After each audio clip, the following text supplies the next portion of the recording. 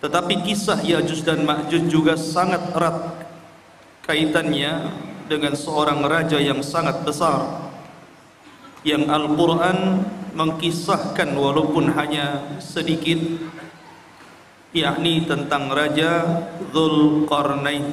Siapa sebenarnya Raja Dzulqarnain itu? Kenapa disebut Dzulqarnain? Hidup di zaman siapa dia? Kemudian apa sepak terjangnya?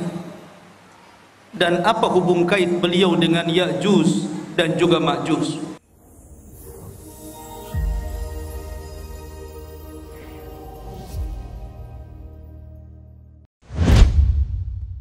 Assalamualaikum warahmatullahi wabarakatuh.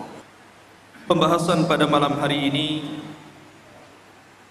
adalah pembahasan yang cukup menarik untuk kita bahas, karena bicara tentang akidah, salah satu keimanan kita kepada hari akhir, salah satunya bicara tentang adanya Ya'juj dan Ma'juj. Tetapi kisah Ya'juj dan Ma'juj juga sangat erat kaitannya dengan seorang raja yang sangat besar, yang Al-Quran mengkisahkan walaupun hanya sedikit, yakni tentang Raja Dzulqarnain. Ma'asyiral muslimin yang dimuliakan Allah Subhanahu wa taala, sebelum saya menceritakan tentang hubung kait antara Ya'juj dan juga Ma'juj dengan Dzulqarnain, maka saya akan urut kisah ini berdasarkan Al-Quran yang terdapat dalam Suratul Kahfi.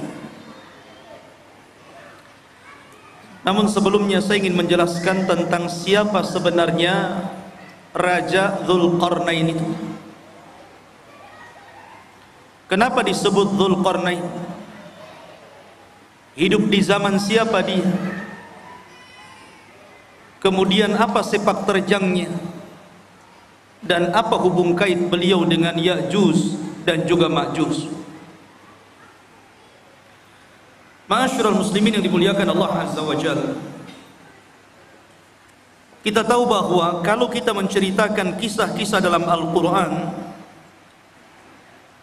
maka akan dapat pelajaran yang bisa kita petik di dalamnya. Makanya Allah Subhanahu wa taala berfirman sendiri, laqad kana fi qisasihim ibratun liulil albab. Dan sungguh pada kisah-kisah yang diceritakan dalam Al-Quran itu ada pelajaran besar, khususnya kita yang memiliki akal yang sehat. Bahkan salah satu faidah kenapa Allah Subhanahu wa taala banyak mengkisahkan kisah-kisah dalam Al-Quran, berdasarkan firman Allah Azza wa Jalla, wa kullan naqussu 'alaika min amba'ir rusul ma nuthabbitu bihi fuadah. Dan begitulah kami kisahkan kepadamu ya Muhammad tentang habar-habar para utusan, tidak lain dan bukan hanya untuk menetapkan dan memberikan ketenangan kepada hatimu. Karena dengan kisah-kisah dalam Al-Quranul Karim banyak pelajaran yang diambil oleh Rasul sepanjang perjalanan dakwahnya, dan itu juga berlaku kepada kita umatnya. Ma'asyiral muslimin yang dimuliakan Allah Subhanahu wa taala, bicara tentang kisah Dzulqarnain dulu sebelum kita masuk kepada kisah Ya'juj dan Ma'juj. Kisah Dzulqarnain ini sebenarnya dikisahkan dalam Al-Quran karena ada sebab turunnya. Di zaman Nabi SAW, orang-orang musyrik itu berupaya untuk mencegah dakwah Rasul dengan berbagai macam upaya. Salah satunya dengan cara mencari orang yang cerdas, orang yang berilmu untuk meruntuhkan dakwah. Jadi mencari dalil kepada orang alim, tapi bukan untuk mencari kebenaran, tapi mencari pembenaran untuk meruntuhkan dakwah.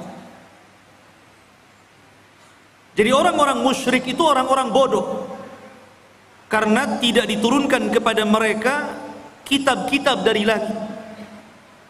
Berbeda dengan orang Yahudi dan Nasrani, diturunkan padanya Taurat dan Injil.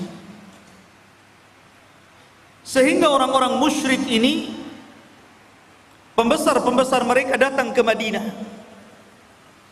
kemudian bertanya kepada orang Yahudi tentang sosok orang yang mengaku nabi di daerahnya, maksudnya Nabi SAW. Maka orang-orang Yahudi mengatakan kepada orang-orang musyrik, kalau memang orang yang mengaku nabi di daerahmu betul-betul seorang nabi, tanyakan kepadanya 3 perkara. Kalau dia sanggup menjawab, berarti dia seorang nabi. Tapi kalau dia tidak sanggup menjawab, dustakan kenabiannya. Apa 3 soalan yang akan ditanyakan, yang diajarkan orang-orang Yahudi kepada orang-orang musyrik untuk ditanyakan kepada Rasul? Yang pertama, akhbirna an fityatin dhahabu fi dhahril awal qad kanat lahum qisatun ajibah. Tanyakan kepada orang yang ngaku nabi itu tentang beberapa anak muda di zaman awal-awal yang mereka memiliki kisah yang ajaib. Siapa anak-anak muda itu? Kemudian yang kedua, akhbirna an rajulin tawafan balagha masyariqal ardi wa magharibaha. Tanyakan juga kepada orang yang ngaku nabi itu tentang seorang laki-laki yang berkeliling dunia sampai ke arah barat dan sampai ke arah ujung daripada timur. Kemudian yang ketiga, akhbirna anir ruh wa mahi. Tanyakan juga kepada dia tentang apa itu ruh. Akhirnya orang-orang musyrik sudah mendapatkan apa yang mereka kehendaki untuk ditanyakan kepada Nabi SAW, bukan untuk mencari kebenaran. Tidak. Mereka hanya hendak menghalang-halangi dakwah Rasul saja supaya didustakan manusia. Akhirnya para pembesar Quraisy sesampainya di Mekah, mereka datang kepada Nabi SAW. Mereka mengatakan, ya Muhammad, sesungguhnya kami memiliki 3 soalan. Kalau engkau sanggup menjawab, maka engkau adalah seorang nabi, amanna bik, pasti kami akan beriman kepadamu. Tapi kalau engkau tidak sanggup menjawab, memang engkau ini nabi palsu, pendusta. Akhirnya Nabi SAW mengatakan, silahkan tanyakan saja. Maka kemudian orang-orang musyrik ini bertanya tentang 3 soalan tadi. Saking senangnya Nabi SAW, kalau seandainya Rasul bisa menjawab 3 soalan itu, mereka akan beriman. Nabi SAW menjanjikan dengan kata-katanya, sa'ukhbirukum ghadan, besok saya kabarkan jawabannya. Dan Nabi SAW lupa mengatakan insya Allah. Saking senangnya Nabi SAW sampai tidak mengatakan insya Allah, hanya mengatakan baik, besok saya akan jawab pertanyaan. Rupanya gara-gara Nabi SAW tidak mengucapkan insya Allah, akhirnya Allah uji keesokan harinya tidak ada Jibril yang datang memberitahu jawabannya. 1 hari, 2 hari, 5 hari, 10 hari, sampai 15 hari. Sehingga mulai orang-orang musyrik menganggap bahwa Nabi ini seorang pendusta, khianat, janji malah diingkari. Dari situlah Nabi SAW sesak dadanya. Akhirnya pada hari ke-15 malaikat Jibril turun dan menurunkan surah Al-Kahfi, dan ini sebagai jawabannya. Adapun anak-anak muda yang berada di zaman awal yang mereka terjerembab dalam gua, mereka adalah Ashabul Kahfi, yang Allah firmankan, am hasibta anna ashabal kahfi warraqim kanu min ayatina ajaba. Apakah engkau mengira bahwa anak-anak muda yang terjerembab dalam Al-Kahfi, gua yang dalam itu, warraqim, raqim itu papan yang ada nama-nama Ashabul Kahfi, itu disebut raqim, dan itu tertera di dinding depan gua Al-Kahfi itu. Dan mereka adalah tanda-tanda kebesaran kami yang luar biasa, yang ajaib. Adapun anak muda yang berkeliling dunia sampai mencapai ujung barat dan ujung timur, ujung selatan dan ujung utara, adalah Dzulqarnain, di mana Allah Subhanahu wa taala berfirman, yas'alunaka an dzil qarnaini qul sa'atlu alaikum minhu dzikra. Mereka bertanya-tanya kepadamu tentang siapa Dzulqarnain. Kata Allah, katakan ya Muhammad kepada mereka, saya akan cerita, saya akan bacakan kepada kalian sedikit dari cerita Dzulqarnain. Kata-kata minhu itu menunjukkan sedikit, karena memang Al-Quran tidak panjang lebar menceritakan Dzulqarnain, tidak sebagaimana cerita Ibrahim, cerita Nabi Musa dan yang lain, hanya cuplikan kecil. Tapi itu sudah menjawab pertanyaan orang-orang Quraisy. Adapun ruh, maka Allah katakan, yas'alunaka anir ruh qulir ruhu min amri rabbi. Mereka bertanya tentang ruh, katakan ruh itu urusan Rabbmu. Karena ruh itu sampai hari ini walaupun teknologi sudah canggih, nggak ada yang bisa mendeteksi ruh itu seperti apa. Sehingga ruh itu urusan Allah Subhanahu wa taala. Dari sini ikhwatu fiddin dimuliakan Allah Azza wa Jalla, sebab cerita Dzulqarnain itu dari sebab turunnya ayat ini dari pertanyaan orang-orang Quraisy. Dan subhanallah ikhwan, gaya dakwah orang-orang Quraisy itu ditiru oleh sebagian orang-orang yang tidak suka dengan dakwah. Terkadang ada orang jahil, dia ingin menghancurkan dakwah. Caranya apa? Bertanya kepada orang alim, tetapi yang tidak sepakat dengan orang alim yang hendak dijatuhkannya. Dia hanya minta fatwa saja. Setelah dapat fatwa bukan diamalkan, tapi untuk menjatuhkan lawannya. Makanya banyak orang-orang alim yang alimnya itu bukan untuk memperbaiki manusia, terkadang untuk memecah belah manusia.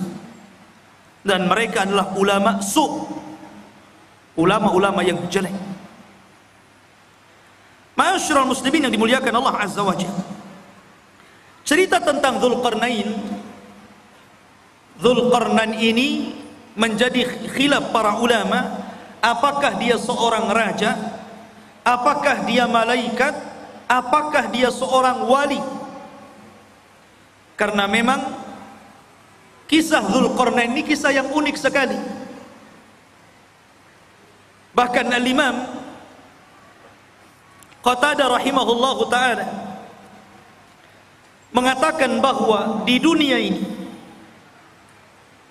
tidak ada penguasa yang mampu menguasai sebagian besar dunia kecuali hanya 4 orang saja, yang 2 mukmin dan 2 kafir. Pertama, yang mukmin adalah Raja Sulaiman. Sulaiman menguasai sebagian besar dunia. Kemudian yang kedua, Dzulqarnain. Adapun yang kafir, yang pertama adalah Namrud, dan yang kedua Bukhtun Nasr. Ada yang mengatakan Al-Iskandar Al-Maqduni,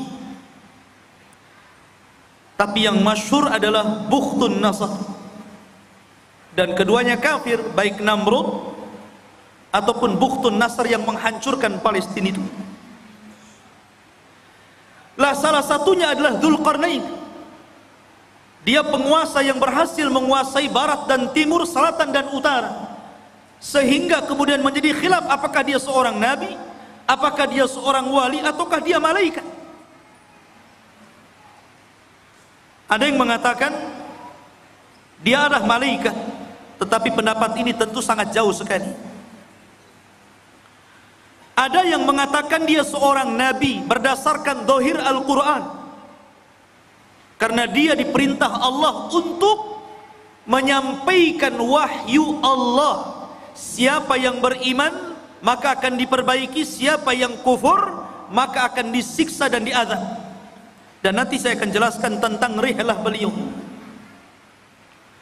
Tapi pendapat yang masyhur, dan ini pendapat yang banyak dikuatkan para ulama, seperti Asy-Syaikh Ibnu Utsaimin rahimahullahu taala, mengatakan bahwa dia adalah rajulun saleh, orang yang sangat soleh sekali, dan dia seorang raja dan penguasa dunia. Itulah Dzulqarnain. Lalu hidup di masa siapa Dzulqarnain ini? Ada yang mengatakan bahwa Dzulqarnain ini hidup di masa Nabi Khidir, bahwa Khidir pernah berjumpa dengan Dzulqarnain di Baitul Maqdis, kemudian diangkat menjadi menterinya, menjadi penasehatnya. Akhirnya Dzulqarnain pun keliling dunia bersama Khidir. Ada yang berpendapat seperti itu, tetapi pendapat ini dibantah oleh para ulama yang banyak. Apalagi pendapat ini sampai mengatakan Khidir tidak mati sampai hari ini. Kemudian yang kedua, dan ini yang dikuatkan para ulama, juga dikuatkan oleh Imam Ibnu Utsaimin rahimahullahu taala, bahwa Dzulqarnain itu hidup di masa Nabiullah Khalilur Rahman Ibrahim alaihi salatu wassalam.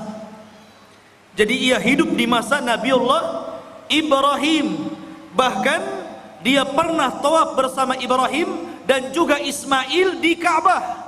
Bahkan dikatakan Ibrahimlah yang menjadikan Dzulqarnain ini masuk ke dalam agama tauhid.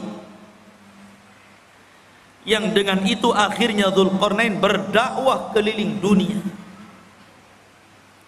Ini salah satu pendapat Al-Imam Ibnu Utsaimin rahimahullahu taala dalam fatwa Nur ala Darbi, di mana Ibnu Utsaimin mengatakan huwa malikun salihun kana ala ahdil khalil Ibrahim. Dia adalah raja yang saleh, hidup di masa Nabiullah Ibrahim alaihi salatu wassalam, wa yuqalu annahu tafa ma'ahu bil baiti fallahu a'lam. Bahkan dikatakan dia pernah tawaf bersama Ibrahim di Baitullah, Allahu a'lam. Itu perkataan dari Imam Ibnu Utsaimin rahimahullahu taala. Ma'asyiral muslimin yang dimuliakan Allah azza wajalla. Baik, kenapa dia disebut Dzulqarnain? Dzu itu artinya pemilik, Qarnain itu 2 tanduk. Kenapa disebut pemilik 2 tanduk itu? Ada yang mengatakan bahwa kenapa raja tersebut digelari pemilik dua tanduk atau dalam bahasa Arabnya Dzulqarnain. Pendapat yang pertama, karena dia memakai mahkota dan dalam mahkotanya itu berbentuk dua tanduk. Jadi ada tanduk dalam mahkotanya dari kanan dan kiri dari tembaga. Ada yang mengatakan disebut Dzulqarnain karena dia pernah dipukul sebelah kanannya kemudian mati dan terluka. Kemudian Allah hidupkan kembali. Kemudian dipukul oleh kaumnya, kemudian mati dan kemudian dihidupkan kembali. Ada yang berpendapat seperti itu, ya terima saja, namanya pendapat. Makanya disebut Dzulqarnain. Ada yang mengatakan karena bentuk kepalanya seperti dua tanduk, ada tanduknya di kepalanya. Dan tentu ini ba'id, sangat jauh. Dan pendapat yang terakhir inilah yang banyak dikuatkan para ulama. Disebut Dzulqarnain karena dia ketika berdakwah mengajak manusia ke dalam tauhid, maka dia berjalan ke arah barat sampai ujung terbenamnya dan ke arah timur sampai tempat terbitnya. Dan tempat terbit serta tempat terbenamnya itu disebut qarnai syaitan, dua tanduk setan. Makanya Nabi SAW melarang jangan sholat ketika terbit matahari dan ketika terbenam matahari, karena ketika itu muncul dua tanduk syaitan. Maka ketika Dzulqarnain berdakwah sampai ujung barat, sampai terbenam matahari, bahkan sampai ujung timur, sampai terbitnya matahari, berarti dia melakukan kedua perjalanan, kedua tanduk syaitan, sehingga akhirnya dia digelari sebagai raja pemilik dua tanduk ataupun Dzulqarnain. Ini yang paling akrab mungkin ya, yang paling dekat berdasarkan nas Al-Quran, bagaimana perjalanan beliau ke ujung barat dan timur itu. Ma'asyiral muslimin yang dimuliakan Allah Azza wa Jalla, perjalanan Dzulqarnain ini adalah perjalanan yang luar biasa. Seorang raja yang seluruh kekayaannya, seluruh hidupnya hanya untuk mengajak manusia kepada tauhid. Makanya kalau kita cerita para raja, saya kira di negeri kita saja cerita para raja banyak ya. Ada Raja Majapahit, ada raja ini, raja itu. Di negeri kita paling banyak cerita raja itu. Kata Syekhul Islam Ibnu Taimiyah rahimahullahu ta'ala, sesungguhnya apabila kita cerita tentang Raja Dzulqarnain, sesungguhnya tidak ada kisah yang lebih indah, yang lebih baik melebihi kisahnya Raja Dzulqarnain, karena banyak ibrah dan pelajaran. Bahkan kisah Dzulqarnain ini sangat menginspirasi bagi dakwah Nabi SAW, karena turunnya cerita Dzulqarnain ini di saat sulit-sulitnya Nabi dalam berdakwah. Jadi ketika Nabi SAW mengalami keperitan dakwah, kesulitan dakwah, tiba-tiba Allah Subhanahu wa ta'ala turunkan ayat dan menceritakan tentang kisah Dzulqarnain, seolah-olah turunnya ayat ini memberikan solusi kepada Nabi SAW dalam dakwahnya. Bahkan disebutkan oleh Safiyur Rahman Al-Mubarakfuri dalam sirah nabinya, ada pelajaran besar. Kenapa kisah Dzulqarnain ini diturunkan kepada Nabi SAW di saat kesulitan Rasul dalam berdakwah? Apa hikmahnya? Beliau mengatakan seolah-olah Allah Subhanahu wa taala menjanjikan kepada Rasul bahwa kelak kekuasaan Rasul sallallahu alaihi wasallam akan sama dengan kekuasaan Dzulqarnain. Ketika Dzulqarnain berkuasa sampai ujung barat dan timur, maka kelak juga apa yang dibawa Nabi sallallahu alaihi wasallam pun akan sampai kepada ujung barat dan timur. Makanya Nabi sallallahu alaihi wasallam mengatakan, "Innallaha zawaliyal ardu fara'aitu masyariqaha wa magharibaha." Sesungguhnya Allah lipatkan bumi, kata Nabi sallallahu alaihi wasallam kepadaku, sehingga aku melihat ujung barat dan ujung timur. Padahal Rasul tidak pernah seperti Dzulqarnain ke ujung barat dan timur, kan? Rasul tidak pernah ke Indonesia saja, nggak pernah. Ya. Tapi Nabi SAW diperlihatkan ujung barat dan timur, seolah-olah kekuasaan Nabi SAW akan sampai ke ujung barat dan ujung timur. Dan itu menjadi sebuah kenyataan. Islam hari ini berada di mana-mana. Di daratan Eropa, Afrika, Asia, semua ada Islam. Ma'asyiral muslimin yang dimuliakan Allah Azza wa Jalla. Itulah hikmahnya tentang kisah ini diturunkan kepada Nabi sallallahu alaihi wa ala alihi wasallam. Adapun tentang nasab beliau, nasabnya Dzulqarnain. Siapa Dzulqarnain? Siapa namanya? Keturunan siapa dia? Ada yang mengatakan bahwa Dzulqarnain ini satu di antara raja-raja Yaman. Artinya dia bukan raja di luar daripada Arab, tapi Dzulqarnain itu raja Arab karena berasal dari Yaman. Karena rata-rata raja Yaman itu kalau menggelari rajanya selalu diawali dengan kalimat Dzu, seperti Dzu Nuwas yang pernah menguasai Himyar Yaman. Ya. Maka raja-raja yang diawali dengan kalimat Dzu berarti menunjukkan raja itu adalah raja Yaman, dan dia keturunan dari kabilah Qahtan, dan kabilah Qahtan itu keturunan daripada Nabiullah Daud alaihi salatu wassalam. Dan ini pendapat yang kuat, karena banyak orang-orang yang kemudian meneliti, membaca, berusaha untuk menggali siapa Dzulqarnain itu, sehingga kemudian muncul katanya Dzulqarnain itu adalah seorang raja yang pernah hidup di Cina, dan tembok yang dibangun untuk mengurung Ya'juj dan Ma'juj itu ya tembok Cina itu.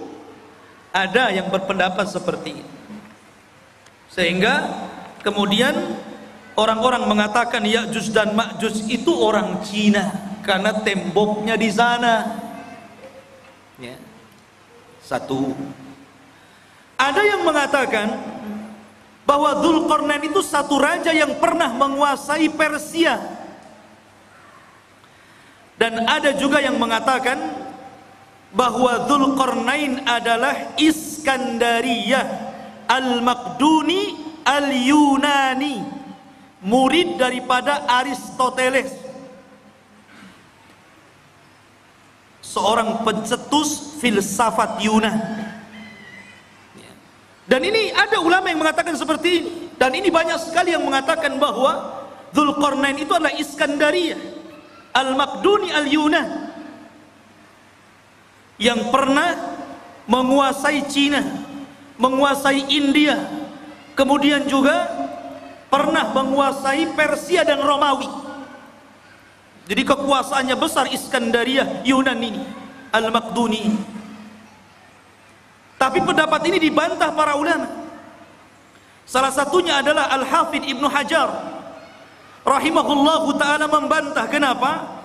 Karena jarak antara munculnya Raja Dzulqarnain dengan Iskandariyah Al-Maqduni Al-Yunan ini jauh sekali. Iskandariyah ini datang setelahnya 2000 tahun, karena dia hidup di zaman yang dekat dengan Isa bin Maryam,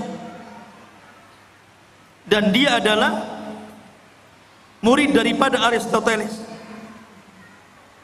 Yang kedua bantahannya, Al-Iskandariyah Al-Maqduni atau Al-Yunan ini dia seorang kafir, tetapi Dzulqarnain adalah raja yang beriman, bukan raja kafir. Yang ketiga, Dzulqarnain orang Arab. Adapun Iskandariyah Al-Maqduni Al-Yunan bukan orang Arab, tapi orang Mesir. Dan inilah yang kemudian dikuatkan oleh Al-Hafidh Ibnu Hajar, Al-Hafidh Ibnu Katsir, dan juga Al-Imam Ibnu Taimiyah rahimahullahu ta'ala membantah pendapat bahwa Dzulqarnain itu adalah Raja Iskandariyah Al-Maqduni Al-Yunan, karena itu hidup di zaman mendekati Isa bin Maryam. Sementara pendapat yang kuat sebagaimana dikemukakan oleh Al-Imam Ibnu Utsaimin bahwa Dzulqarnain itu hidup di masa Ibrahim. Nggak ketemu. Dari sini Dzulqarnain, Raja Iskandariyah lah. Tidak ada hubung kait antara Iskandariyah dengan Dzulqarnain. Ada sebuah asar dari turjumanul Quran Abdullah bin Abbas radhiyallahu an, walaupun asar ini fihi nazar, ada pandangan para ulama bahwa usia dakwah daripada Dzulqarnain itu 500 tahun, 500 am. 500 tahun dia berdakwah. Dan wajar, karena usia zaman dulu kan panjang-panjang, lain dengan usia umat sekarang. Makanya di zaman itu pernah ada seorang wanita menangisi anaknya yang meninggal. Dia menangis di kuburan karena meninggal anaknya. Saking sayangnya kepada anaknya, dia menangis di kuburan. Akhirnya dikatakan kepada ibu tersebut, "Kenapa Anda menangis wahai ibu?" Maka ibu itu mengatakan, "Ya, aku baru saja kemalangan, anakku meninggal dunia. Baru saja anakku meninggal dunia dan aku sedih karena peninggalannya." Akhirnya kemudian ditanyakan, "Berapa usia anakmu yang meninggal itu?" Maka ibu tersebut mengatakan, "Sittina sana, 60 tahun." 60 tahun masih bayi. Di zaman dulu. Kalau di zaman sekarang janggutnya sudah sampai pusar, dah kakek. 60 tahun dah mau mati. Ya kan? Akhirnya orang ini mengatakan, "Jangan sedih wahai ibu, karena kelak akan datang sebuah umat yang usianya itu baina sittuna was sab'in, baina sittina was sab'in, antara 60 sampai 70 tahun saja, dan itu usia kita umat Islam." Maka sang ibu tersebut sontak saja kaget dan merasa heran dan mengatakan, "Lau a'tanillahu umrahum," kalau Allah berikan umur mereka yang 60 tahun kepadaku, aku akan jadikan 60 tahun itu untuk sekali sujud kepada Allah Subhanahu wa ta'ala. Lihat. Ya, usia dulu panjang-panjang, sehingga wajar kalau Dzulqarnain juga keliling dunia sampai 500 tahun, berarti usianya di atas itu kan. Ini satu cerita, namanya asarnya fihi nazar, ya bisa benar bisa salah, karena ada penelitian tentang riwayat. Karena dalam Al-Quran sendiri tidak disebutkan secara detail, ya. Karena boleh jadi karena tidak ada manfaat penyebutannya. Akhirnya Al-Quran hanya menyebutkan hal-hal yang penting yang bisa dijadikan ibrah dan pelajaran bagi pembacanya. Taib. Itu sedikit muqaddimah tentang siapa Dzulqarnain itu. Di dalam Al-Quranul Karim, tepatnya surah Al-Kahfi, ayat yang ke-83, Ayat yang ke-83 Allah katakan, yas'alunaka an dzil qarnaini. Mereka bertanya-tanya kepadamu ya Muhammad tentang siapa Dzulqarnain itu. Qul sa'atlu alaikum minhu dzikra. Katakan ya Muhammad, saya akan bacakan kepada kalian minhu, dari sedikit kisahnya saja. Dzikra, penyebutannya tidak banyak, hanya sedikit. Dan begitulah Allah Subhanahu wa taala. Terkadang Allah Subhanahu wa taala menyebutkan kisah-kisah para nabi. Ada yang panjang lebar, dari kecil, remaja, dewasa sampai tua dijelaskan.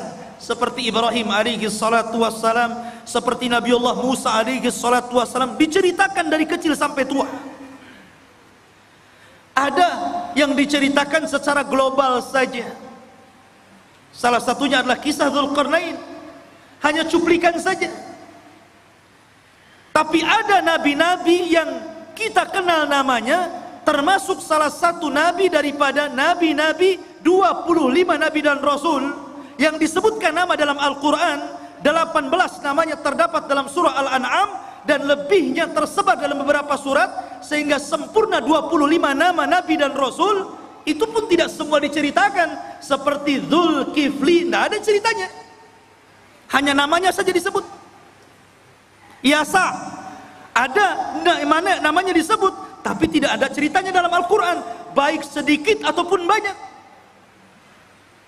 Dari sini menunjukkan bahwa Allah berfirman, Allah mengatakan, rusulan qad qasasnahum 'alaika min qablu wa rusulan lam naqsushum 'alaika wa kallamallahu Musa taklima.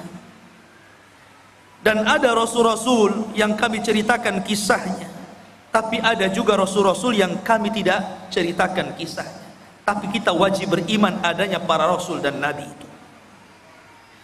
Ma'asyiral muslimin yang dimuliakan Allah Azza wa Jalla. Kemudian Allah mengatakan, inna makkanna lahu fil ardi wa atainahu min kulli syai'in sababa. Inna, sesungguhnya, makanna, sesungguhnya kami, makanna lahu, sesungguhnya kami telah memberikan kekuasaan lahu kepada siapa? Dzulqarnain. Makan itu artinya kekuatan, kekuasaan, kehebatan untuk menjadi raja. Apa sebabnya? Sebabnya wa atainahu min kulli syai'in sababa. Dan kami telah memberikan kepada Dzulqarnain ini jalan untuk mencapai segala sesuatu yang dikehendakinya. Jadi kalau Sulaiman ingin membangun sesuatu, dia sudah punya para arsiteknya. Kalau dia ingin menyerbu sebuah kaum, sudah siap para tentara-tentaranya. Kalau dia ingin membuat pengairan, kalau di Batam mungkin kayak ATB gitu kan, sudah ada ahli airnya. Kalau ingin membuat jalan, sudah ada ahli jalannya. Kalau ingin membuat persenjataan, sudah ada ahli senjatanya. Pokoknya segala sesuatu yang dikehendaki Dzulqarnain ada jalannya, dan Allah Subhanahu wa taala berikan kepada Dzulqarnain untuk kepentingan dakwah. Nih yang menjadikan Allah makanna lahu fil ard, kami berikan kekuasaan yang besar di permukaan bumi kepada Dzulqarnain itu. Dan ini sebuah pelajaran bahwa kalau seorang penguasa ingin berkuasa dengan kuat dan tidak bisa ditumbangkan, maka dia harus mengikuti firman Allah Azza wa Jal, wa atainahu min kulli syai'in sababa. Dia harus punya orang-orang pakar-pakar, harus dekat dengan dia. Pakar ekonomi, pakar politik gitu kan, pakar hubungan antara dalam negeri dan luar negeri, dan pakar-pakar yang lainnya. Kalau dia memiliki pakar-pakar itu dan sesuai dengan bidangnya, maka dia akan kokoh menjadi penguasa. Tapi kalau dia kemudian mencomot menteri asal saja, yang penting bapak senang umpamanya ya, atau mengambil orang-orang dekat yang penting mendukung dia, nah itu tidak akan inna makkanna lahu fil ardh. Jadi betul-betul harus orang-orang ahlinya seperti Dzulqarnain, baru penguasa itu akan kuat kekuasaan. Kemudian Allah mengatakan fa'atba'a sababa, maka mulailah Dzulqarnain mengikuti satu jalan. Ingat, perjalanan Dzulqarnain dalam berdakwah ini banyak sekali. Tapi Al-Quran hanya menceritakan 3 perjalanan dakwahnya saja, karena ini yang paling vital, yang paling penting, dan banyak pelajaran yang kita bisa petik, khususnya bagi Anda para penguasa. Karena ini seorang raja. Kalau Anda ingin menjadi penguasa negara, hendaklah pelajari kisah Dzulqarnain, karena ini contoh bagi para raja. Sebagaimana pernyataan Imam Syekhul Islam Ibnu Taimiyah rahimahullahu ta'ala, tidak ada kisah yang terbaik para raja melebihi kisahnya Dzulqarnain. Perhatikan perjalanan pertama. Allah mengatakan, hatta idza balagha maghribasy syamsi wajadaha taghrubu fi ainin hamiyatin wa wajada indaha qauman qulna ya dzal qarnain imma an tu'adziba wa imma an tattakhidha fihim husna fa amma qala amma man zalam fa sawfa nu'adzibuhu thumma yuraddu ila rabbih fayu'adzibuhu adzaban nuqra. Perhatikan ini perjalanan pertama Raja Dzulqarnain, hingga apabila dia telah sampai ke tempat terbenam matahari. Ketika dia sampai ke mana? Ainin. Ain itu maksudnya lautan. Hamiyatin maksudnya yang bentuknya seperti lumpur hitam. Jadi beliau mengarah ke arah barat karena terbenam matahari di situ. Terbenam matahari di mana? Di barat. Pertama kali perjalanan Dzulqarnain ke mana? Ke arah barat. Dia berjalan ke arah barat.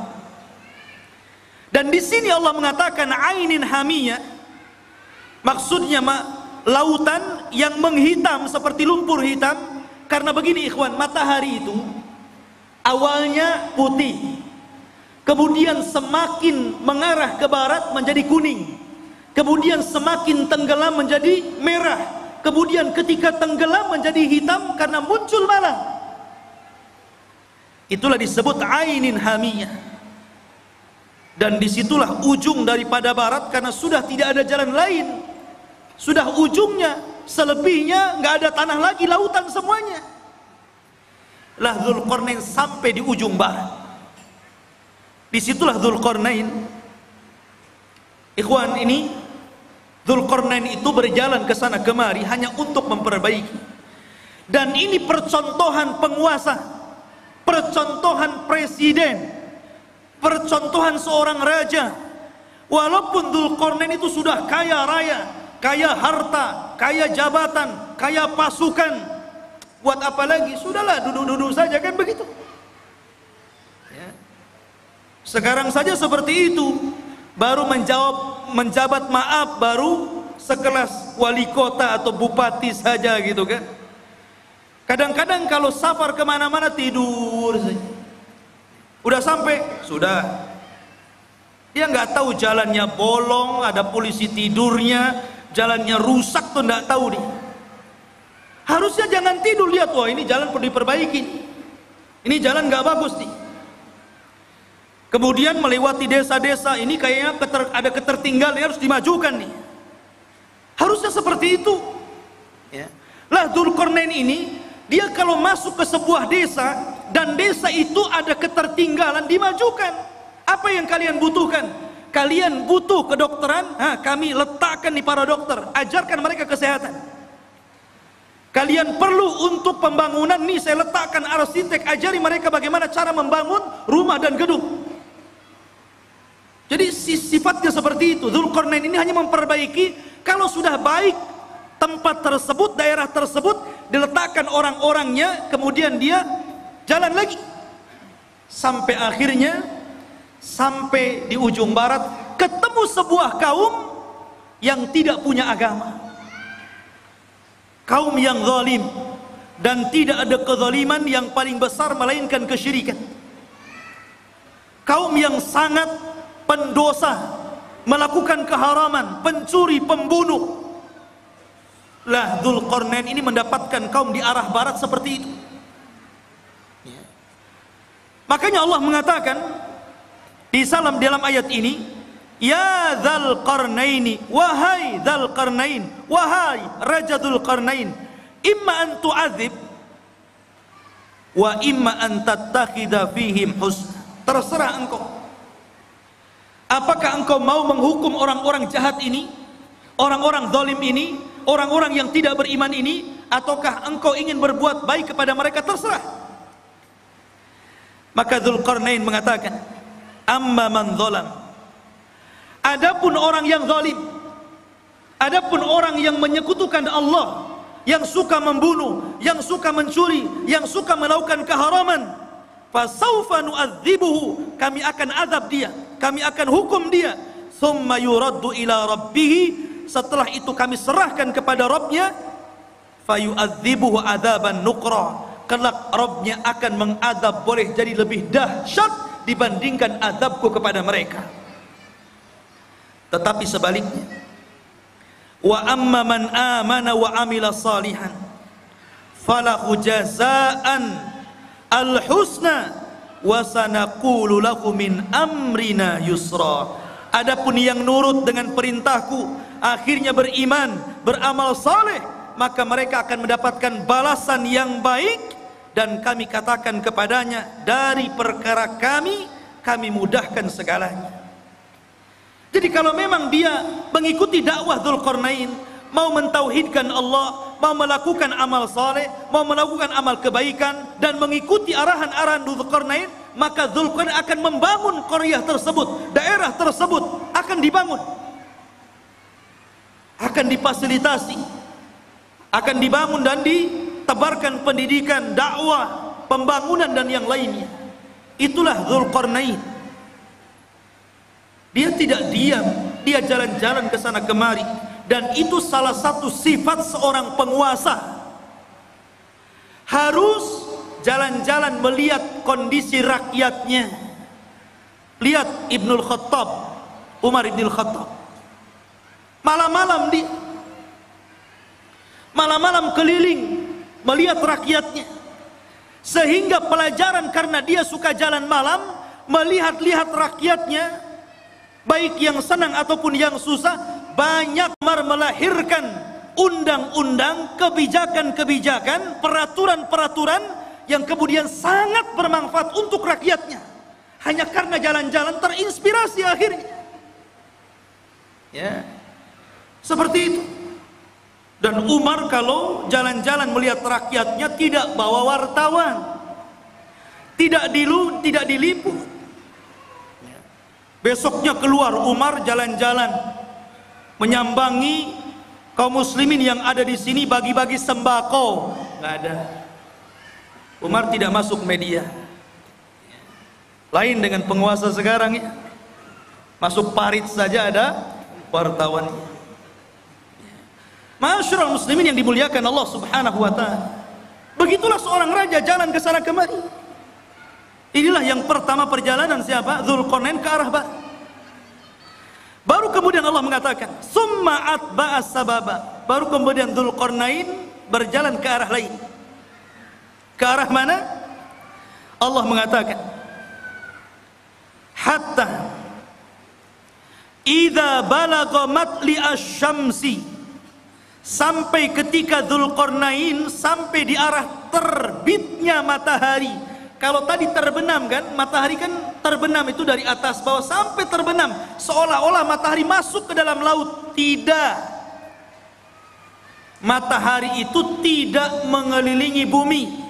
Bukan berarti dia masuk arah laut kemudian mengelilingi bumi sampai muncul di arah timur. Tidak. Sebagaimana pelajaran yang ma'ruf antum pelajari di sekolah-sekolah, matahari tidak mengelilingi bumi. Matahari itu menghadap Allah, sujud kepada Allah. Hampir-hampir dia tidak diizinkan untuk terbit dari arah timur, dan hampir-hampir terbit dari arah barat. Dan kalau sudah demikian, maka kiamat telah dekat. Lah Dzulqarnain sampai di ujung matahari terbit, akhirnya artinya arah timur, karena terbitnya matahari itu di timur. Disitulah kata Allah berfirman, wajadaha tatlu ala qaumin lam naj'al lahum min duniha sitra. Subhanallah. Maka kemudian ketika dia menempuh jalan, dia mendapatkan sebuah kaum, sekelompok umat yang kami tidak menjadikan bagi mereka sesuatu yang melindunginya dari cahaya matahari. Umat yang sangat terbelakang, nggak punya rumah, nggak berpakaian. Seperti mungkin di zaman sekarang kalau orang-orang primitif gitu ya, orang-orang yang hidup di daerah Amazon, jangan jauh-jauh ke Amazon ya, di Indonesia saja banyaknya. Seperti ada seorang dai yang belusukan ke hutan-hutan di daerah timur itu ya, akhirnya masuk Islam gara-gara pakai sabun. Itu pernah ceritanya dengar ya? Masuk Islam gara-gara sabun. Gak pakai baju. Lah Dzulqarnain ketemu umat yang seperti itu gak pakai baju, mungkin hanya pakai koteka saja gitu ya. Dan subhanallah, tidak punya rumah. Kaum itu tidak ada rumah. Mereka tidur sembarangan gitu kan, kadang di bawah pohon. Tidak punya rumah. Bukan berarti tidak bisa membangun rumah. Belum sampai ilmu kepada mereka bahwa mereka itu perlu rumah, dan bagaimana cara membangunnya nggak tahu, itu masalahnya.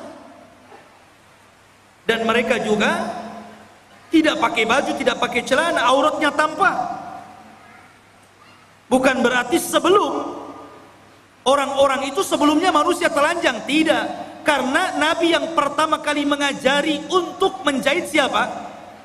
Nabi Idris. Dialah Nabi yang pertama kali mengajari umat untuk menjahit pakaian. Nabi Idris. Tapi bukan berarti sebelum Idris sampai kepada Adam telanjang, tidak. Pakai baju juga, cuman mereka bajunya ditempel-tempel, ditali-tali gitu saja, tidak dijahit. Lah di zaman Idris itulah mulai ada jahitan, mulai dijahit sininya, dijahit sananya, sampai hari ini berbagai macam ragam, sampai muncul tailor-tailor kan gitu. Tapi yang pertama kali menjahit siapa? Idris. Lah di zaman Dzulqarnain ini ada kaum dari arah timur itu nggak pakai apa-apa, auratnya nampak, nggak punya rumah, kasihan. Ya. Kemudian kadzalika wa qad ahadna bima ladaihi khubra. Kadzalika, begitulah sesungguhnya ilmu kami meliputi segala apa yang ada padanya. Maknanya akhirnya Allah Subhanahu wa taala menjelaskan bagaimana Dzulqarnain diberikan kemampuan oleh Allah untuk memperbaiki umat itu. Pelan-pelan Dzulqarnain mengajarkan bagaimana cara membuat rumah, kemudian bagaimana cara berpakaian, kemudian diajak untuk beriman kepada Allah. Akhirnya mereka pun beriman kepada Allah lewat dakwah Dzulqarnain. Dari sini menunjukkan bahwa kekuasaan itu dicapai untuk dakwah. Jangan antum memilih penguasa kalau tidak ada kepentingan kepada agama. Itu catatannya. Kalau antum hendak memilih penguasa, cari penguasa yang condong ke dalam Islam, yang mau memperjuangkan Islam, yang mau mengangkat harkat derajat para ulama dan orang-orang yang cinta para ulama. Siapa penguasa yang dekat dengan Islam, memperjuangkan Islam, kita pilih. Begitu. Itu barometernya. Kita tidak mengatakan si A ataupun si B, satu ataupun dua, tidak. Pokoknya siapa di antara penguasa itu, oh yang satu ini kalau jadi Islam remek nih, Islam akan diganti nih. Kalau yang ini minimalnya Islam akan baik, Islam tidak akan diganggu, Islam akan jaya. Kita pilih yang cenderung dengan agama. Karena memang kekuasaan itu alat untuk berdakwah. Itulah Dzulqarnain, dijadikan alat kekuasaannya untuk berdakwah dalam rangka mentauhidkan Allah, mengajak manusia ke jalan Allah Subhanahu wa ta'ala. Harusnya seperti itu. Kemudian yang ketiga, dan ini inti pembahasan kita, Allah Subhanahu wa ta'ala berfirman, "Tsumma atba'a sababa." Kemudian Dzulqarnain memilih jalan yang selanjutnya. Setelah ke barat, kemudian ke timur, sekarang ke utara atau ke selatan. Tapi Allah tidak mengatakan utara atau selatannya, antara dua arah itu. Cuman Allah mengatakan hatta idza balagha baina saddaini wajada min dunihima qauman la yakaduna yafqahuna qaula. Hingga apabila Dzulqarnain sampai di antara dua buah gunung yang sangat tinggi dan besar, dia mendapati di hadapannya sebuah kaum yang hampir-hampir kaum itu tidak paham apa yang diucapkannya, nggak ngerti bahasanya itu, aneh bahasanya. Mungkin bahasa kita ini bahasa planet, ngomong apa nih, saya nggak paham. Kita aja di Indonesia, kadang-kadang dialognya orang Jawa dengan orang Medan itu beda kan? Beda, kadang-kadang orang Medan nggak paham bahasa Jawa, orang Jawa nggak paham bahasa Medan. Sampai saya dengar iklan di radio itu kan aneh-aneh. Beli es pak, kata orang Jawa, sampun telas. Iya segelas katanya. Bilang sampun telas, dibilang satu gelas. Boten enten, ya pakai santen gitu. Wong Medan, oh kok tahu kamu saya orang Medan gitu. Ya, kadang-kadang nggak nyambung tuh. Itu dialog Jawa dengan Medan nggak nyambung tuh. Sampai dijelaskan oleh Imam Ibnu Katsir dalam Bidayah wan Nihayah, sampai Dzulqarnain itu untuk memahami bahasa orang itu memerlukan 10 penerjemah. Dari satu bahasa ke bahasa berikutnya, dari bahasa berikutnya, sampai 10 bahasa, 10 penerjemah. Baru Dzulqarnain paham, oh iya maksudnya apa, baru tahu dia. Bahasanya susah dipahami. Ya. Rupanya Dzulqarnain paham keinginannya. Apa keinginannya? Dikemukakan dalam Al-Quran. Qalu, mereka berkata, ya Dzulqarnain, inna Ya'juj wa Ma'juj mufsiduna fil ard, fahal naj'alu laka kharjan ala an taj'al bainana wa bainahum sadda. Ini keinginannya. Dan ini erat kaitannya dengan kisah Ya'juj dan Ma'juj. Dan inilah kisah Dzulqarnain yang ada hubungannya dengan kita kaum muslimin. Kisah yang terakhir ini, pertemuan Dzulqarnain dengan kaum yang terakhir ini adalah kisah yang sangat erat kaitannya dengan kita kaum muslimin. Karena kita ini umat yang ada di akhir zaman. Kenapa kita ini umat yang ada di akhir zaman? Pertama, karena tidak ada nabi setelah Rasul sallallahu alaihi wasallam. Maknanya tidak ada umat selain umat Nabi sallallahu alaihi wasallam. Setelahnya dunia ini akan dihancur-hancurkan alias kiamat.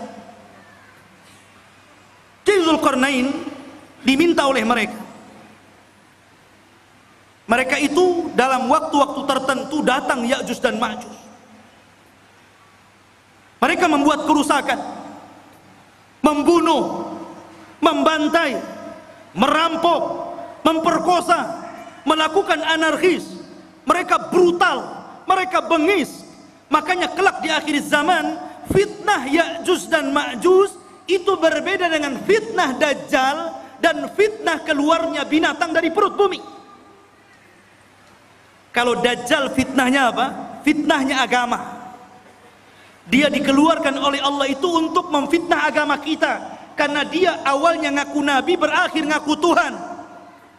Dajjal tidak akan membunuh kita kalau kita menuhankan dirinya, kecuali kalau kita kufur kepada ketuhanan Dajjal, baru dia bunuh kita. Tapi kalau kita beriman kepada Dajjal, justru disenangkan sama Dajjal. Antum mau apa? Diberi oleh Dajjal. Adapun fitnahnya binatang melata yang akan keluar dari perut bumi, dia tugasnya hanya stempel saja. Ketemu orang kafir, distempel jidatnya, distempel hidungnya, kemudian gosong, menunjukkan alamat dia kafir. Ketemu orang yang beriman, distempel dahinya, bercahaya, menunjukkan dia mukmin. Ketika itu tidak ada nama, semua dilupakan dari namanya. Saya Abu Meros, saya nggak tahu siapa saya. Sehingga akhirnya orang itu hanya menyebutkan dari tanda yang ada di mukanya, mukmin dan kafir, dan tidak tersinggung. Ya. Mau kemana min gitu? Oh, mau ke sawah fir. Itu saja. Gak tersinggung. Kalau sekarang dikafir-kafirkan orang tersinggung. Enak saja kau kafir-kafirkan saya. Tapi zaman itu tidak. Lah fitnahnya Ya'juj dan Ma'juj itu beda. Ini brutal ini. Dia hanya taunya merusak bumi saja, membunuh dan membunuh. Bahkan di akhir zaman bukan hanya membunuh, tapi memakai bangkai orang yang dibunuhnya, kanibal. Jadi dahsyat fitnahnya ini. Makanya kaum ini sangat merengek kepada Dzulqarnain, minta tolong agar Dzulqarnain memisahkan mereka dengan Ya'juj dan Ma'juj ini. Makanya dia mengatakan, ya Dzulqarnain, wahai Dzulqarnain, inna Ya'juj wa Ma'juj, sesungguhnya Ya'juj dan Ma'juj itu mufsiduna fil ard, dia merusak bumi. Kata para ulama mentafsirkan ketika memaknai apa yang dimaksud merusak di situ, ada yang mengatakan yang dimaksud merusak di situ adalah sebagaimana yang dikatakan Wahab ibn Munabbi, bahwa mereka yaf'aluna amala qaumi Lut. Pertama, mereka itu kaum yang homoseksual. Ini kata-kata Wahab ibn Munabbi. Jadi kalau sekarang ada orang yang terjangkit penyakit homoseksual, berarti pengikut Ya'juj dan Ma'juj. Itu menurut Wahab ibn Munabbi. Ingat tuh, jangan sekali-kali mendukung LGBT. Itu perilakunya Ya'juj Ma'juj itu. Tapi jangan antum katakan, tuh lihat Ya'juj Ma'juj tuh. Tengok orang banci, hati-hati ada Ya'juj Ma'juj. Boleh. Ini menjelaskan bahwa kerusakan dalam ayat Al-Kahfi tadi, menurut Wahab ibn Munabbi, mereka merusak bumi, artinya mereka melakukan amalan kaum Lut. Dan ini tentu sangat jauh penafsiran seperti ini.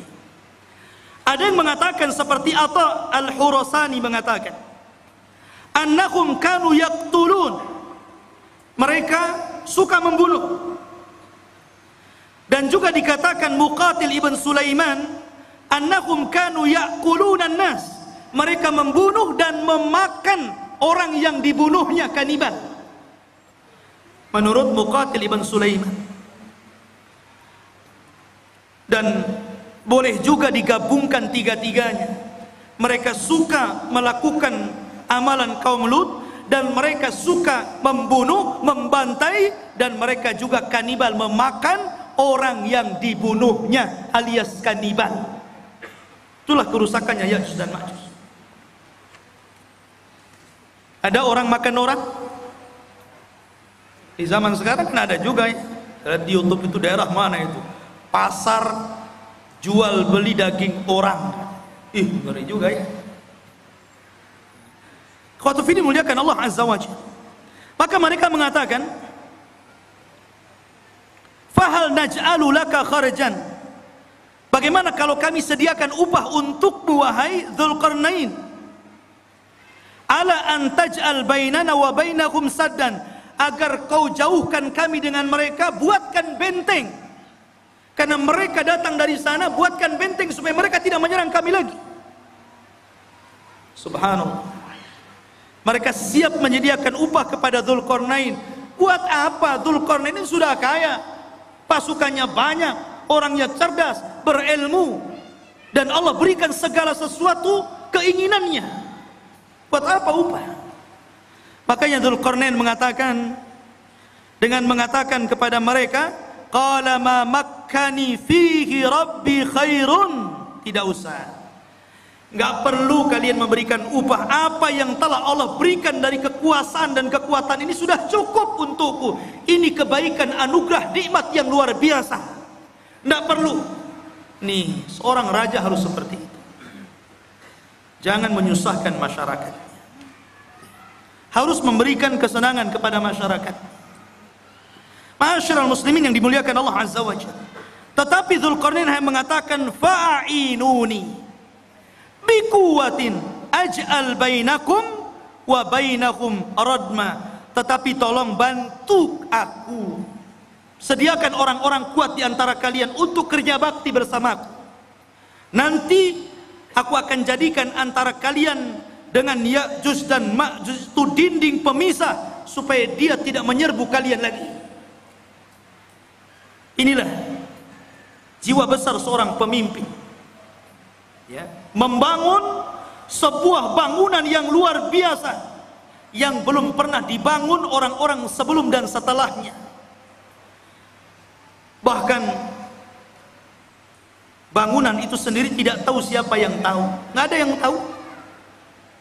Sampai sekarang kan nggak ada yang tahu, walaupun berbagai macam ilmuwan meneliti dengan kecanggihan alat-alat di zaman sekarang, dengan teknologi transportasi yang memudahkan mereka untuk berpindah satu negeri ke negeri yang lainnya, sampai sekarang masih gaib, masih belum ditemukan, agak-agak kira-kira saja, mungkin di sini, mungkin di situ. Sampai-sampai Imam Ibnu Katsir meriwayatkan sebuah kisah Raja Abbasiyah, di mana Raja Abbasiyah itu mereka mengirimkan pasukan untuk mencari di mana bentengnya yang dibangun Dzulqarnain ketika mengurung Ya'juj dan Ma'juj. Mengirim delegasi, dan dikatakan oleh Raja Al-Wathiq ketika itu sebagai penguasanya, sebelum kau ketemu benteng itu jangan pulang. Akhirnya berangkat tuh pasukan itu dari satu negara ke negara berikutnya, dari satu daerah ke daerah berikutnya, menyeberangi lautan, menyeberangi gunung, dan begitu seterusnya, sampai akhirnya selama 2 tahun baru ditemukan benteng tersebut. Tapi Ibnu Katsir sendiri tidak menyebutkan sanad riwayatnya, sehingga tidak bisa dijadikan pegangan kisah ini. Allahu a'lam ada di mana. Yang jelas sudah ada, ya. Walaupun sebagian para ulama seperti Lajnah Daimah dan juga Syekh bin Baz rahimahullahu taala, ketika ditanya tentang di mana sebenarnya benteng yang dibangun Dzulqarnain itu, yang mengurung padanya Ya'juj dan Ma'juj dan akan keluar di akhir zaman, maka Syekh bin Baz hanya mengatakan min kibalil masyriq, dari arah timur, maksudnya kota Madinah. Kalau antum berada di Madinah, ke arah timurnya. Kemudian diisyaratkan ke daratan Cina, ke daratan Cina, ya. Ada yang mengatakan bahwa benteng itu terletak di daerah daratan Armenia. Ada yang mengatakan Adribajania, di daerah Georgia, ya. Itu sebagian ulama mengatakan seperti itu. Tetapi sekali lagi tidak bisa ditegaskan seperti itu. cuman dari arah timur. Apakah Cina? Tidak. Ya'juj Ma'juj bukan Cina. Walaupun ada sebagian orang yang melihat ciri-ciri daripada hadis Rasul, kok ciri-ciri itu melekat kepada orang-orang Asia. Orangnya pendek, mukanya bulat, matanya sipit. Jangan-jangan saya bulatnya. Bukan. Ya'juj dan Ma'juj itu belum keluar.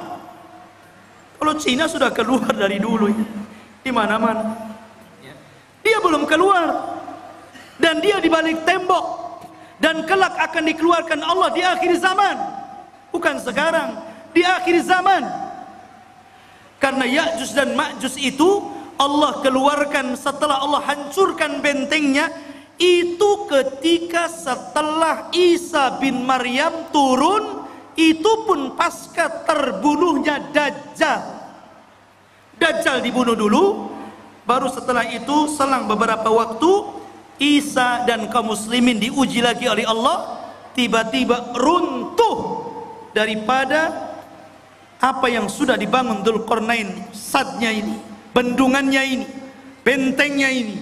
Akhirnya dari situ min kulli hadabin yansilun, maka mereka keluar dari benteng itu seperti bah yang turun dari bukit, saking banyaknya gitu.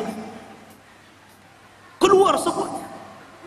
Karena dalam riwayat Abdullah bin Umar radhiyallahu an, di antara mereka Ya'juj dan Ma'juj itu dikisahkan bahwa tidak mungkin mati seorang Ya'juj dan Ma'juj itu kecuali kalau seandainya mereka telah mendapatkan 1000 keturunan baru mati ya. Jadi kalau seandainya keturunannya sudah 1000 baru dia mati. Itu dalam sebuah athar. Makanya wajar kalau jumlah mereka banyak. Ketika Adam alaihi salatu wassalam dipanggil oleh Allah dan mengatakan, ya Adam, akhrij bi'thanna, wahai Adam, keluarkan utusan-utusan neraka. Adam kaget, ya Rabb, wa ma bi'thun nar, apa utusan neraka itu? Maka Allah mengatakan, setiap 1000 penduduk neraka keluarkan satu orang dan masukkan ke dalam surga. Artinya 999 masuk neraka dan 1 masuk surga. Ketika itu Allah mengatakan kepada Adam, 1 dari kalian dan 999 dari Ya'juj dan Ma'juj. Jadi jumlah mereka banyak. Jadi kalau antum mau perang dengan Ya'juj dan Ma'juj itu, 1 dari antum dikeroyok dengan 999 Ya'juj dan Ma'juj, kira-kira menang atau keok tuh? Antum 10 orang saja mati antum. Apalagi 999 lawan 1 kan gitu. Lain kalau antum lawannya pakai rudal. Kalau tangan kosong nggak mungkin antum. Tapi di zaman itu nggak ada rudal, nggak ada nuklir. Semua kembali kepada peralatan manual, pedang, panah, tombak, kuda, unta, sehingga susah melawan mereka. Dan itulah apa yang disabdakan Rasul, akan muncul sebuah kaum yang tidak bisa engkau perangi. Makanya wahai Isa, selamatkan kamu dan selamatkan sebagian dari yang selamat dari kaum muslimin, bersembunyilah di bukit Tur. Akhirnya Isa pun menyembunyikan diri dan kaum muslimin di bukit Tur. Dzulqarnain ini akhirnya membuat benteng yang sangat kokoh sekali. Kemudian sifat bentengnya dijelaskan. Atuni zubural hadid hatta idza sawa baina as-sadafaini qala anfuhu hatta idza ja'alahu naran qala atuni ufrig alaihi qitra. Maka Dzulqarnain berkata, berikanlah kepadaku potongan-potongan besi, sehingga apabila besi itu telah sama rata dengan kedua puncak gunung, seolah-olah main las, kayak orang las itu kan. Besi itu dibuat, ditancap-tancapkan, kemudian dilas satu dengan yang lainnya, sehingga menjadi sebuah benteng. Kemudian ketika tinggi besi itu sama dengan gunungnya, berkatalah Dzulqarnain, tiupkanlah api. Hingga apabila besi itu sudah menjadi merah seperti api, dia pun berkata, berikanlah kepadaku tembaga yang mendidih agar kutuangkan ke atas besi panas tersebut. Kokoh sekali. Inilah dinding yang tidak bisa dijebol. Sampai Ya'juj dan Ma'juj sendiri gak bisa jebol dinding itu. Di zaman Nabi SAW, Rasul pernah mendengar sebuah gelegar suara yang menggelegar. Kata Sofia, kata Nabi kepada Sofia, wahai Sofia, tahukah kamu suara apa itu? Kata Sofia mengatakan, tidak tahu, Allah dan Rasulnya yang tahu. Kata Nabi, itulah suara bentengnya Ya'juj dan Ma'juj. Dan dia berhasil melubangi. Kemudian Rasul menyebutkan seperti ini, dia sudah bisa melihat kita dari lubang seperti ini. Jadi Ya'juj dan Ma'juj itu sudah bisa melubangi seperti ini, kata Rasul, ngeker dari dalam. Ini Abu Fulan, ini Abu Fulan, ya. Dikeker. Dan subhanallah, karena kokohnya benteng itu, Ya'juj Ma'juj itu setiap hari melubangi untuk keluar dari situ. Jadi kalau di pagi hari dia datang dengan kumpulan-kumpulan arsitek khusus yang melubangi gua itu dari kalangan Ya'juj dan Ma'juj, mereka ngebor tuh dengan alat yang mereka punya. Ketika sudah kecapean gitu kan, hampir mereka sedikit lagi, dan waktu sore mereka kemudian kembali ke rumahnya. Besoknya bolongan itu balik lagi ke asalnya. Dan seperti itu hampir mereka putus asa karena tidak bisa melubangi dan tidak bisa keluar dari gerbang. Sampai akhirnya di akhir zaman, ketika pemimpin Ya'juj dan Ma'juj itu hendak memimpin untuk melubangi dan keluar dari benteng itu, kata pemimpinnya, besok kita akan kerja lagi, insya Allah. Pemimpinnya diilhamkan untuk mengucapkan insya Allah. Subhanallah, ketika pemimpinnya diilhamkan untuk mengucapkan insya Allah, jebol benteng itu. Akhirnya mereka keluar, sehingga ketika mereka turun dari bukit itu dan mengarah ke Palestina, kemudian yang pertama mendarat di sebuah danau Tiberias atau danau Buhairah. Diminum itu kelompok yang pertama paling depan, yang tengah dan yang belakang. Ketika sampai di danau itu sudah nggak kebagian air, dan mereka mengatakan, kan tadi masih banyak, kenapa sudah habis, katanya. Saking banyaknya. Padahal danau itu bisa menghidupi jutaan jiwa yang ada di sana. Tapi sekali teguk gelombang yang pertama, habis ludas saking banyaknya Ya'juj dan Ma'juj. Lihat bagaimana kuasa Allah Azza wa Jalla. Maka Allah mengatakan, famastata'u an yadharuhu wa mastata'u lahu naqba. Qala hadha rahmatun min rabbi fa idza jaa wa'du rabbi ja'alahu dakkan wa kana wa'du rabbi haqqan. Maka di sini Allah Subhanahu wa taala mengatakan, Dzulqarnain berkata dalam ayat ini, famastata'u lahu an yadharuhu. Ya'juj dan Ma'juj itu tidak mungkin sanggup untuk menghancurkan benteng itu. Tidak sanggup. Karena yang menghancurkan atas izin Allah kan. Jadi tidak ada yang sanggup kecuali Allah Azza wa Jalla, dan itu pun atas kehendak Allah Subhanahu wa taala. Makanya Dzulqarnain mengatakan, hadza rahmatun min rabbi, ini semua karena rahmat Allah Subhanahu. Dengan kecerdasan Dzulqarnain, kebesaran Dzulqarnain, banyaknya pasukan yang dimiliki Dzulqarnain, ilmu yang dikuasai Dzulqarnain, tetap dia mengatakan ini rahmat dari Allah. Ya, tawadu, rendah diri, masih mengakui rahmat ini datang dari Allah. Jangan seperti Qarun yang mengatakan innama utitu min ilmin indi, kekayaan ini datang dari ilmu yang saya miliki, katanya. Jangan seperti Qarun. Dzulqarnain tetap mengatakan ini rahmat dari Allah Subhanahu wa taala. Ma'asyiral muslimin yang dimuliakan Allah Azza wa Jalla. Itulah kilasan daripada cerita Dzulqarnain. Sedikit kita cerita tentang Ya'juj dan Ma'juj. Ya'juj dan Ma'juj adalah keturunan daripada salah satu putra Nuh alaihi salatu wassalam, namanya Yafis ibn Nuh. Nuh memiliki 4 putra, Ham, Syam, Yafis, Kan'an. Tapi Kan'an kafir dan tidak masuk ke perahu, akhirnya mati diterjang ombak dan tufan.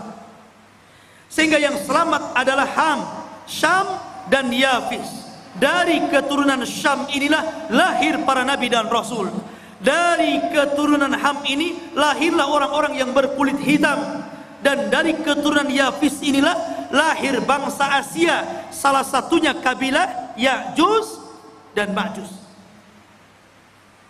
Salah satu dari keturunan kabilah Yafis adalah Ya'juj dan Ma'juj, dan semuanya masuk neraka. Tidak ada yang masuk surga. Ya, karena mereka diciptakan untuk membuat fitnah. Sama dengan Dajjal. Ya. Ma'asyiral muslimin yang dimuliakan Allah Azza wa Jalla. Kalau kita tahu bahwa Ya'juj dan Ma'juj adalah keturunan Yafis ibn Nuh, dari sini maka kita katakan Ya'juj dan Ma'juj itu manusia, bukan binatang, apalagi tumbuh-tumbuhan. Dia manusia dan bukan jin.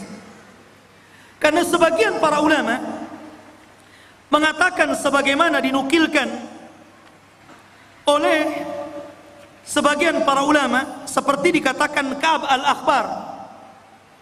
Ka'ab al-Akhbar ini seorang ulama yang masuk Islam di zaman Umar ibn al-Khattab. Kunyahnya Abu Ishaq, dan dia banyak menukilkan ilmu ahli kitab, dan dia banyak diterima riwayatnya. Ada beberapa riwayat yang ditolak karena Israiliyat. Salah satu kisah Israiliyatnya, Ka'ab al-Akhbar mengatakan bahwa Ya'juj dan Ma'juj itu terdiri dari 3 golongan.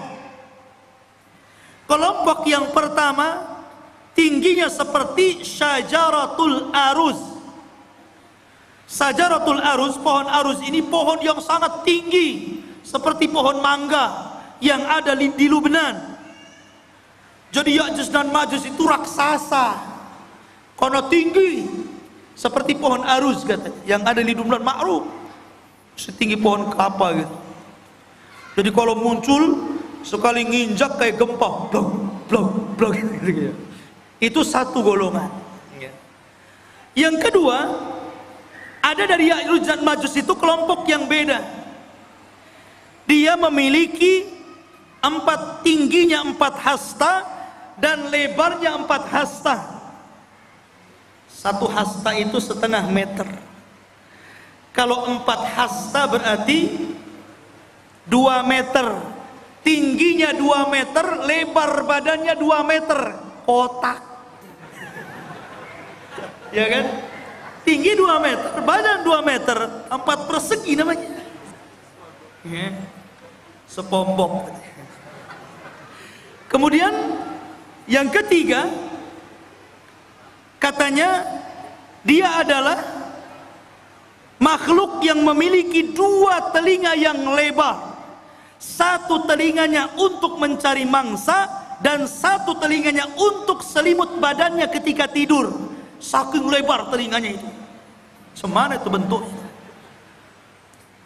Ini satu pendapat dari Ka'ab al-Akhbar. Ada juga pendapat dari Abdullah bin Abbas radhiyallahu an mengatakan, Ya'juj dan Ma'juj itu bukan besar, tapi dia orang kerdil. Ada satu kelompok itu tingginya cuma 1 jengkal, ada yang 2 jengkal, paling tinggi 3 jengkal. Segini, tinggal ditendang saja. Itu satu pendapat. Tapi yang jelas bahwa ini hanya ijtihad para ulama. Pendapat yang kuat kita mengambil berdasarkan zahir hadis. Ketika Nabi SAW menjelaskan tentang ciri-cirinya, bahwa dia adalah dzulful unub, pesek hidungnya, sigharul uyun, sipit matanya, kemudian wujuhuhum kal mijanil mutraqa, wajahnya seperti tameng bulat gitu kan. Kemudian juga disyaratkan seperti bangsa Turuk, bangsa orang-orang Mongol. Kayak kita lah persis mukanya, ya kan? Jadi dia manusia, ya, bukan seperti yang diceritakan Ka'b al-Akhbar atau riwayat daripada Ibnu Abbas radhiyallahu anhu. Tapi dia manusia yang akan keluar, tapi manusia kanibal, manusia beringas, manusia sadis, barbar. Ya. Oh, jadi dia taunya membunuh saja. Makanya ketika benteng itu dihancurkan, maka mereka menyerbu setiap kampung. Ya ummul arda, mengelilingi bumi sampai mungkin ke Batam juga tuh. Ya tuh. Ya. Itu semua orang-orang di luar jenisnya itu dibunuh, dibantai. Sehingga ketika itulah Allah memerintahkan kepada orang-orang yang beriman dan Nabi Isa alaihi salatu wassalam agar bersembunyi saja, jangan dilawan karena tidak akan menang. Sehingga ketika Ya'juj Ma'juj merasa mereka sudah membantai seluruh umat manusia yang ada di bumi, dan mereka merasa sudah yakin membantai semuanya, mereka pun sombong dan mereka mengatakan, qad qatalna man fil ard sanaqtuluhu man fis sama. Kami sudah membunuh orang yang ada di bumi, sekarang giliran kau yang ada di langit, sekarang ku bunuh kalian, katanya. Akhirnya mereka mengarahkan tombak dan panahnya ke langit. Kemudian dilesatkan tombak dan panahnya itu, subhanallah, merupakan sebuah tanda-tanda kebesaran Allah. Sekarang ikhwan, kalau antum lempar panah ke langit, sampai mana kekuatan antum melempar itu? Walaupun rudal sekalipun, sampai mana coba? Ada batasnya kan? Tapi oleh Allah sengaja disedot panah itu. Jadi panahnya itu terus disedot sengaja sampai ke dalam awan, sampai dah nggak kelihatan lagi. Dari situ Allah kembalikan panah dan tombak, dan sengaja ujung-ujungnya seolah-olah dilumuri darah, seolah-olah orang yang di langit sudah mati. Akhirnya ketika panah dan tombak itu kembali ke bumi, yakin mereka sudah membunuh orang yang di langit dan orang yang di bumi. Lengkaplah kesombongan mereka. Dari situlah, karena kesombongan mereka lah akhirnya Allah subhanahu wa ta'ala menghancurkan mereka. Dengan cara apa? Berperang? Tidak ada sanggup yang memerangi. Tapi Allah kalau menghancurkan sebuah kaum, bagi Allah itu mudah. Ketika Allah menghancurkan orang-orang yang hendak menghancurkan Ka'bah dari Abrahatul Asram dan pasukan gajahnya, cukup mengirim burung laut. Ketika Allah subhanahu wa ta'ala memberikan azab kepada orang-orang yang kufur, yang disebutkan dalam surah Al-Kahfi, pemilik dua kebun, yang kebun itu kayak sorga. Kalau masuk ke kebun itu bawa keranjang, tidak perlu dipetik keluar, masuk kebun keluar sudah penuh keranjangnya. Kayak sorga, kufur mereka. Akhirnya Allah mengadab kaum tersebut dengan cara apa? Mengutus tikus sebesar kucing. Ada tikus sebesar kucing? Ada. Tikus Jakarta. Bukan, antum jangan kotor otaknya. Tikus-tikus got itu kan gede itu ya. Antum tahu tikus got itu? Itu kalau ketemu kucing, kucingnya yang lari. Ya. Jadi dikeluarkan tuh tikus-tikus, menggerogoti apa? Sad Ma'rib, bendungan Sungai Ma'rib digerogoti. Akhirnya hancur bendungan itu. Kemudian airnya meluluhlantakkan sebuah negeri yang sangat subur, negeri Sabah itu. Dan tidak ditanami kecuali sedikit. Akhirnya semuanya menjadi rata.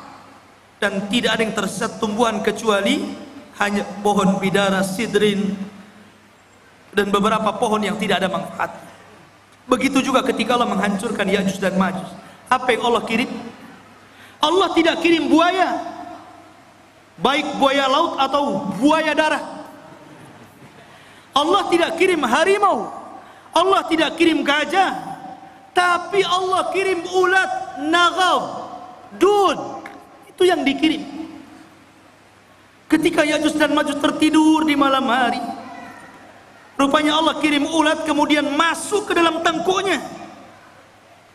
Ketika ulat itu masuk ke dalam tengkuknya dan menjadi virus dalam badannya, tiba-tiba satu Ya'juj dan Ma'juj mati dan meninggal dunia, seperti antum mematikan gardu listrik, satu mati, mati semuanya. Ya kan? Jadi satu Ya'juj Ma'juj mati, mati semua. Subhanallah. Ya. Tetapi yang kerepotan Nabi Isa, cemana membuang bangkainya setiap satu jengkal ada di permukaan bumi itu. Akhirnya kemudian Isa berdoa agar Allah membersihkan bangkai-bangkainya.